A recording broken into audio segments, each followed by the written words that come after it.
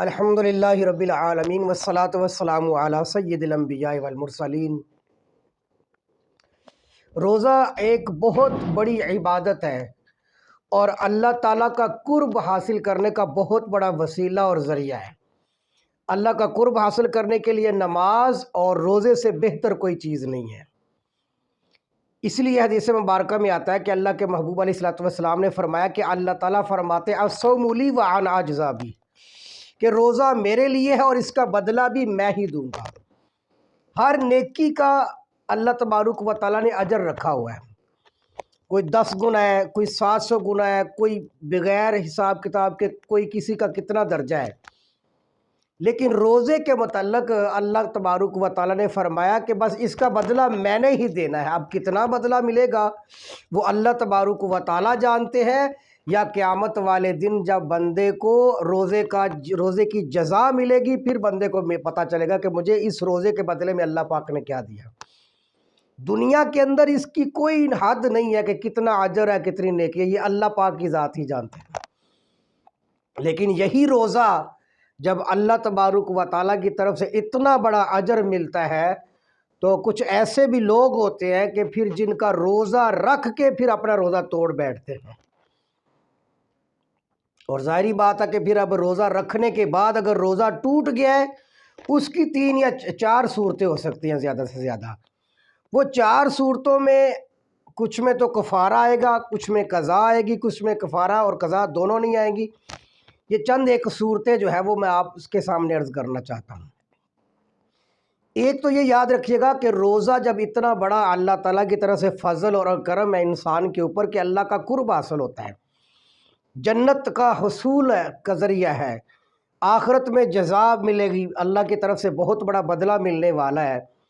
تو اسی لیے حدیث مبارکہ میں آتا ہے کہ اللہ کے محبوب علیہ السلام نے فرمایا کہ جو بندہ جان بوجھ کر ایک روزہ چھوڑ دے گا، اس کے بعد ساری زندگی اگر اس ایک روزے کی وہ قضا بھی کرتا رہے نا تو حضور فرماتے ہیں کہ اس کا بدلہ نہیں دے سکتا۔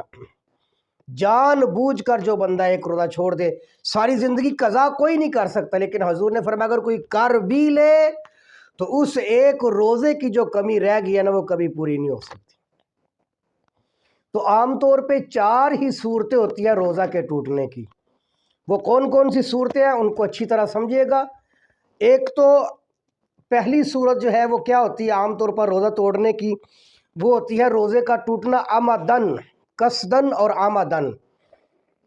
اور ایک صورت ہوتی ہے خطأً، ایک صورت ہوتی ہے سہواً، اور ایک صورت ہوتی ہے اکراہاً۔ یہ 4 صورتیں عام طور پر ہوتی ہیں جس میں روزہ بندے کا ٹوٹ جاتا ہے۔ پہلا یہ کہ قصدن اور آمدن کا مطلب کیا ہے کہ بندے نے روزہ رکھا ہوا ہے اور روزہ رکھنے کے بعد جان بوجھ کر تھوڑی سی پیاس لگی یا کوئی بھوک لگی تو اس نے جان بوجھ کر جو ہے وہ روزہ توڑ دیا، اسے کہتے ہیں عمدن، قصدن اور عمدن روزہ توڑنا۔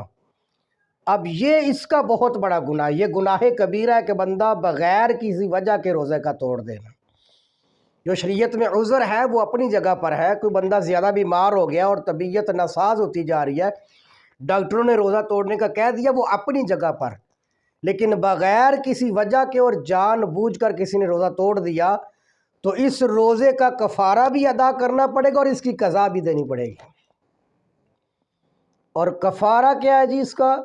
جو آمدن جان بوجھ کر جو روزہ توڑ دے گا تو اس کا کفارہ یہ کہ 2 مہینے لگاتار روزے رکھنے پڑیں گے، 1 2 4 10 نہیں بلکہ 2 مہینے، اور وہ بھی لگاتار روزے رکھنے پڑیں گے وہ اور 1 دن کا قضا، یعنی جو ایک روزہ توڑا اس کی قضا بھی ہوگی اور 2 مہینے کے لگاتار روزے بھی رکھنے ہوں گے۔ آپ مجھے بتائیں جس کو پتہ ہو کہ کفارے کی سزا یہ ملے گی، کفارہ یہ ہوگا، تو پھر یہ روزہ کبھی کوئی بندہ نہیں توڑے گا۔ تو لہٰذا کسی وجہ سے، چھوٹی موٹی وجہ سے بندہ جو ہے وہ روزہ توڑ دے تو پھر اس کا کفارہ بھی دینا پڑے گا اور اس کی قضا بھی۔ اور کفارہ کیا؟ لگاتار 2 مہینے روزے رکھنے۔ ہاں اس میں یہ گنجائش ہے کہ ظاہری بات ہے کہ خواتین کے لیے بھی ہے تو کفارہ یہی ہے، لیکن اس کے لیے اتنی گنجائش یہ آ جائے گی کہ وہ خاص ایام جو ہے وہ ان کے باوجود بھی جو ہے وہ ان کی 2 مہینے کی گنتی برقرار رہے گی، ان کے لیے گنجائش ہے کہ ان میں جو خاص ایام ہے وہ آ جائیں گے تو روزہ تو نہیں رکھا ہوگا لیکن ان کی گنتی جاری رہے گی۔ لیکن مرد حضرات کے لیے اگر جان بوجھ کر روزہ توڑ دیا ہے تو 2 مہینے لگاتار روزے رکھنے پڑیں گے، اور پھر ایک روزہ جو توڑا اس کی قضا بھی کرنی پڑے گی، 61 روزے بن جائیں گے۔ اور اگر کوئی بندہ کہے جی میں نہیں رکھ سکتا، یا میں بوڑھا ہو گیا ہوں، یا مجھ میں ہمت نہیں ہے، تو پھر دوسرا یہ کہ 60 مسکینوں کو صبح و شام کا کھانا کھلانا ہے۔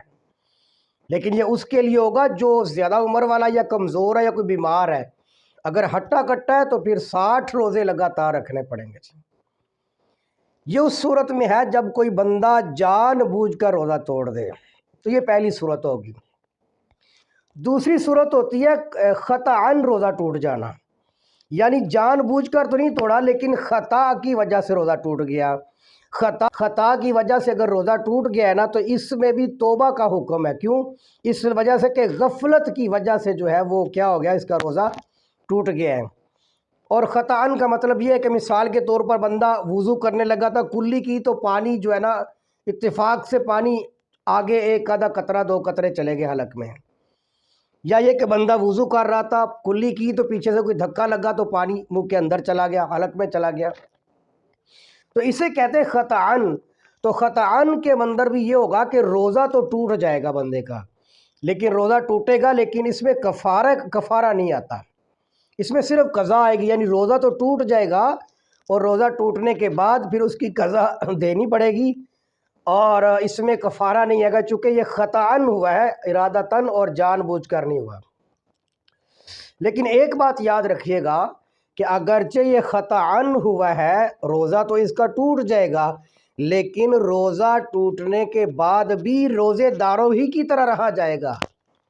یہ نہیں سمجھا جائے گا کہ اب روزہ ٹوٹ گیا تو ابھی کھانا شروع کر دیں، نہیں، روزہ ٹوٹ جائے گا لیکن روزہ ٹوٹنے کے باوجود بھی روزے داروں ہی کی طرح رہا جائے گا۔ یہ ہے کون سا روزہ؟ جو خطأً روزہ ٹوٹ گیا ہے، یہ دوسری صورت ہے۔ تیسری صورت یہ ہوتی ہے کہ سہون، یعنی سہون کا مطلب یہ کہ بھولنے کی وجہ سے کوئی بندہ روزے میں کھا پی لیتا ہے، بھولنے کی وجہ سے، یعنی یاد نہیں رہا کہ میرا روزہ ہے۔ اب اس کو کہتے ہیں سہون، یعنی بھول کر روزہ توڑ دینا۔ اگرچہ اس کو صورتاً تو یہ روزہ ٹوٹتا ہے، کوئی بندہ کوئی چیز کھا لیتا ہے، پی لیتا ہے، لیکن چونکہ سرکار دو عالم صلی اللہ علیہ وسلم نے ایسے شخص کو اجازت دیا کہ حضور کے زمانے میں بتایا گیا، عرض کی کہ حضور ایک آدمی نے بھول کر کچھ کھا پیا لیا ہے، تو اللہ کے محبوب علیہ السلام نے فرمایا کہ وہ اپنا روزہ باقی رکھے، اس لیے کہ اللہ تبارک و تعالیٰ نے اسے کھلایا اور پلایا ہے۔ تو لہذا شریعت نے یہ کہا کہ جب کوئی بندہ بھول کر غلطی سے کوئی چیز کھا لے یا پی لے تو اگرچہ دیکھنے میں صورتاً تو روزہ ٹوٹ رہا ہے، لیکن حقیقت میں شریعت یہ کہتی ہے کہ یہ اللہ تبارک و تعالیٰ کی طرف سے کھلانا اور پلانا ہے، لہذا یہ روزہ باقی رہے گا اور شام تک پھر وہ روزے کے ساتھ ہی بقایا رکھے گا، اور اذان مغرب کے وقت پھر وہ افطار کرے گا۔ تو لہذا اس کے اندر نہ تو روزہ ٹوٹتا ہے اور نہ اس کی قضا آئے گی، اور اس کے اندر گناہ بھی کوئی نہیں ہے، اس لیے کہ سرکار دو عالم صلی اللہ علیہ وسلم کا فرمان ہے کہ اللہ تبارک و تعالیٰ نے میری امت سے خطا اور نسیان اٹھا لی ہے، یعنی میری امت سے خطا ہوگی تو اللہ تعالیٰ معاف فرما دیں گے، میری امت سے نسیان ہوگا تو اللہ تبارک و تعالیٰ اس کو بھی معاف فرما دیں گے۔ تو چونکہ یہ سہون ہوا، نسیانن ہوا ہے، بھول چوک کی وجہ سے ہوا ہے، تو فرمایا کہ اس کا روزہ بھی باقی رہے گا، نہ اس کی قضا کرنے پڑے گی اور نہ اس کے اوپر کوئی کفارہ ہے، چونکہ یہ بالکل روزے ہی کی طرح ہوگا۔ اس کو کہتے ہیں سہون، روزہ کا ٹوٹنا۔ اور چوتھی صورت ہے اکراہن۔ اکراہن کا مطلب یہ ہوتا ہے کہ بندے کو کوئی بندہ مجبور کر دے، زبردستی کرے، کبھی روزہ توڑو ورنہ میں تمہاری جان لے لوں گا، تمہیں قتل کر دوں گا، تمہارا عضو توڑ دوں گا، تمہاری عزت نفس کو خراب کر دوں گا۔ یہ 2-3 صورتیں ہوتی ہیں کہ بندہ کوئی مجبور کر دے، یعنی روزے دار کو گن پوائنٹ کے اوپر کہتا ہے، یا اسے جان کی دھمکی دے دیتا ہے، یا یہ ہے کہ کہتا ہے کہ میں تیرا ہاتھ کاٹ دوں گا، تمہارا پاؤں کاٹ دوں گا، یا عزت نفس کے اوپر کوئی مسئلہ پیش آ سکتا ہے۔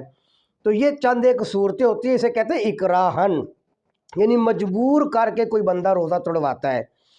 تو ایسی صورت میں یہ دیکھا جائے گا کہ یہ جو مجبور کرنے والا بندہ ہے نا، یہ مجبور کرنے والا اس کھاتے میں ہے بھی کہ نہیں، کہ یہ واقعتاً جو کہہ رہا ہے وہ کر بھی سکتا ہے۔